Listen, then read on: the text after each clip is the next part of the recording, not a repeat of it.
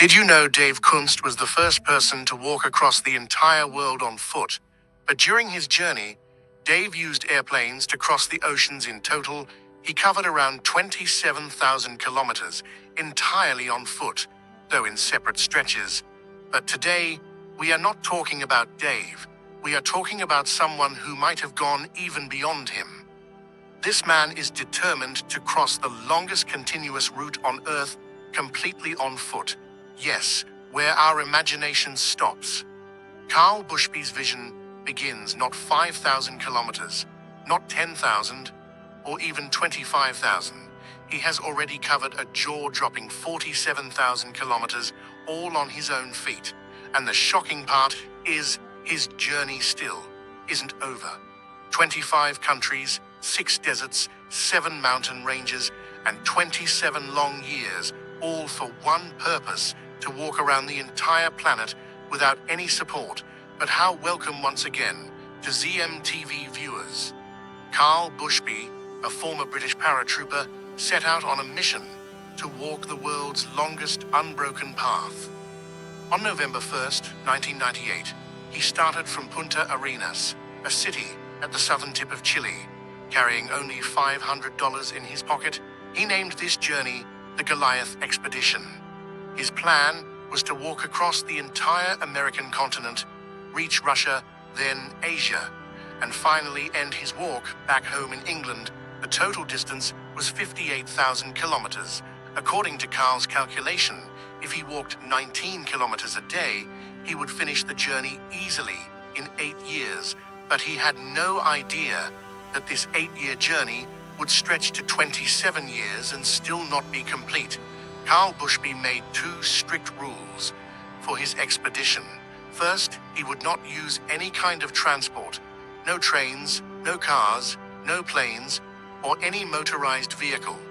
Every step had to be taken only on foot. Second, if he ever had to stop the journey, he would resume from the exact same point where he left off. These rules sound simple, but Carl paid for them with years of loneliness, visa problems, and constant danger. His first steps were on the rocky land of South America, harsh weather, wild terrain, and a new challenge at every turn. Starting from Chile, he moved north, mostly along the Pacific coast and the edge of the Andes Mountains, which helped him avoid the most dangerous parts of the Amazon jungle. But before reaching Central America, the hardest thing he faced was the weather and the terrain. At the beginning in Patagonia, he endured powerful freezing winds. Then the Andes, the world's longest mountain range, was a brutal challenge in northern Chile. He crossed the Atacama Desert, one of the driest and most lifeless regions on Earth. The biggest problem there was lack of water and the scorching daytime heat. He had to carry extra water along with essential supplies. Carl used a small 2-wheeled pushcart to carry food, clothes, and other items. He said, in the Atacama Desert, "I only stopped when I found water. Crossing South America was a huge milestone. But the real nightmare was the Darien Gap, a 320-kilometer stretch between Colombia and Panama, filled with thick jungle, poisonous snakes, and rebel gangs. Carl had to survive all this while crossing it. When he reached the Panama border, he was arrested by the police and kept in jail for 18 days. After being released, he restarted his walk. Exactly from where he had stopped. Crossing Central America was another massive test. Many small countries meant constant visa issues and long delays at every border. By 2002, Carl had crossed Central America and entered the United States. There, he had to walk along endless highways, avoiding traffic, and face the extreme heat of the Sonora Desert, even hotter than the Atacama.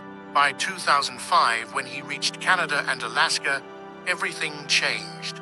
The cold snow and difficult terrain tested every bit of his strength. In Alaska's remote areas, where there were no roads, he often followed dog sled trails to find a path and compact the snow. But even then, he refused to use the dogs. Because that would break his no-help rule after Alaska, came the hardest part of the entire Goliath expedition, crossing the Bering Strait, the frozen sea connecting America and Russia. The challenge there was that the ice never stays still. Huge ice sheets constantly drift, with the waves leaving open water between them.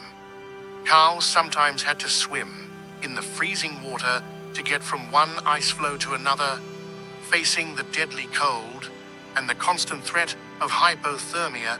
He crossed the 240-kilometer stretch with French adventurer Dmitry Kiefer battling Arctic storms for 14 sleepless days. But when they reached Russia, authorities arrested him.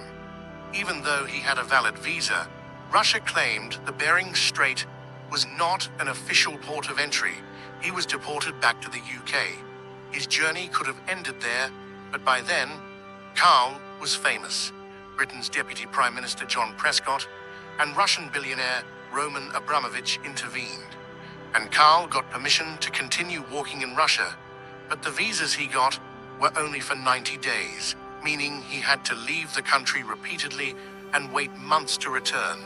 In 2008, his funding ran out. He paused in Mexico for 2 years waiting.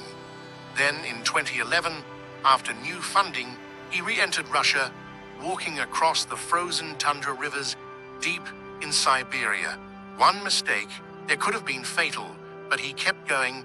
3 months of walking, 9 months of waiting.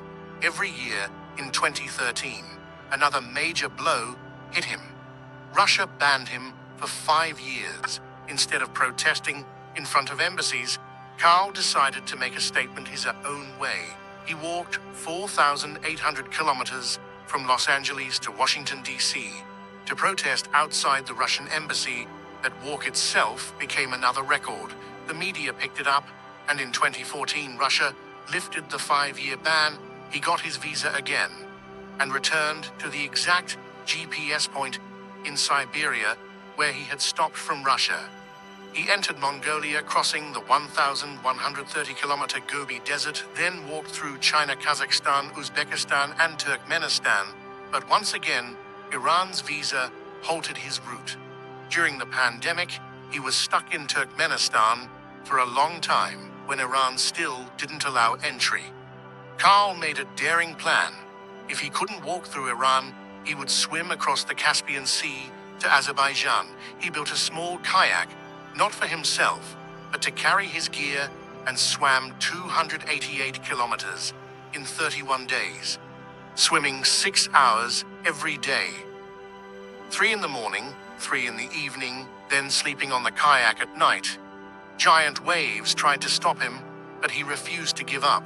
He later said, "I don't even like swimming," but it had to be done. Finally, he reached Azerbaijan and started walking again. By 2025, Carl entered Turkey. By now he was so famous that villagers welcomed him into their homes everywhere. Speaking to BBC, Carl said he would never forget Turkish hospitality in Istanbul.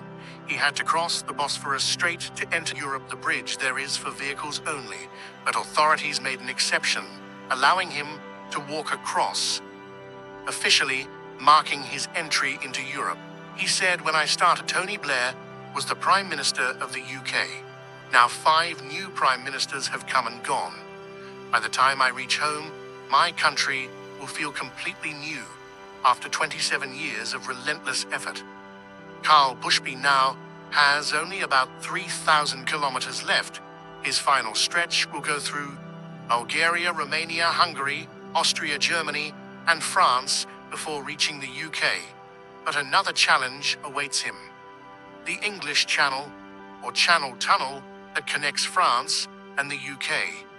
Walking there is strictly banned because high-speed trains pass through with extreme heat and limited oxygen. However, there is a third tunnel, the service tunnel used for emergencies, to walk through it. Carl will need special permission.